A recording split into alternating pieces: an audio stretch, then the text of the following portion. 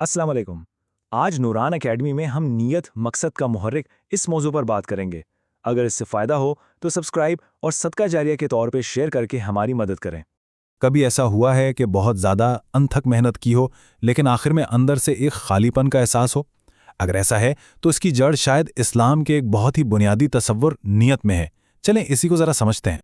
हम में से बहुत से लोग इस एहसास को जानते हैं, एक मुसलसल भाग दौड़, कभी ना खत्म होने वाली मेहनत, लेकिन फिर भी सिमत का कोई एहसास नहीं, जैसे बस एक जगह पर भाग रहे हों।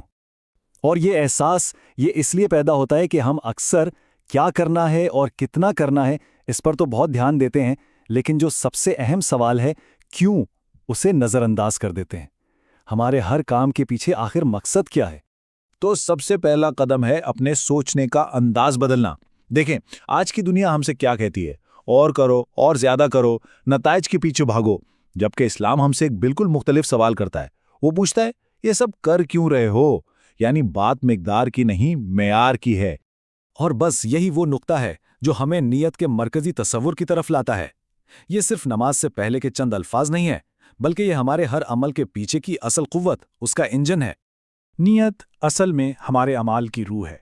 ये वो अंदरूनी मुहर्रिक है, वो खालिस इरादा है जो हमारे रोज़मर्रा के छोटे बड़े कामों को भी इबादत में बदल देता है और इन्हें एक रूहानी वज़न देता है।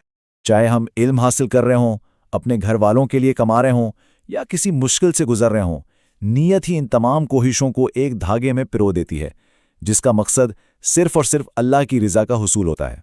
लेकिन ये तब्दीली होती कैसे है? आइए जरा देखते हैं कि एक खालिस नियत किस तरह एक बिल्कुल आम से अमल को भी इबादत का दर्जा दे सकती है। इसको समझने के लिए एक मिसाल लेते हैं। फर्ज करें दो तीरंदाज हैं और दोनों की महारत और ताकत बिल्कुल एक जैसी है। अब सोचें, पहला तीर वो बस हवा में जाता है और फिर कहीं भी बेमकसद गिर जाता है। ये बिल्कुल उस काम की तरह है जिसके पीछे कोई नियत ना हो।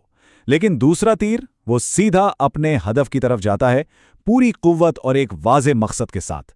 ये वो अमल है जिसे एक साफ नियत की रहनुमाई हासिल है। और यही वो सबसे अहम फर्क है। एक रास्ता सिर्फ थकावट पे खत्म होता है, जबकि दूसरा रास्ता रूहानी सुकून और तकमील की मंजिल तक ले जाता है। जब हमारी नीयत खालिस होती है ना, तो हमें तवानाई बाहर से नहीं, यानी लोगों की तारीफ या किसी इनाम से नहीं, बल्कि अंदर से मिलती है। ये एक ऐसी ताकत है जो दुनिया की कामयाबियों और नाकामियों से ऊपर उठा देती है। तो नियत सिर्फ हमारे आमाल ही नहीं बदलती, बल्कि ये कामयाबी के माने ही बदल देती है।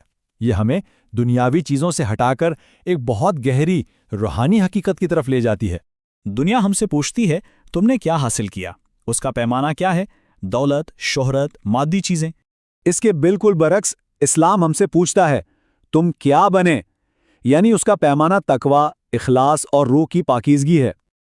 और ये हमें हमारी सबसे बड़ी हकीकत की याद दिलाता है कि एक दिन हम सब अल्लाह ताला के सामने खड़े होंगे और उस दिन हमारी कामयाबियां नहीं बल्कि हमारी नीयतें बोलेंगी। तो बस अपनी नीयत को दुरुस्त करके हम अपनी हर कोशिश को, यहाँ तक कि हर सांस को इबादत बना सकते हैं।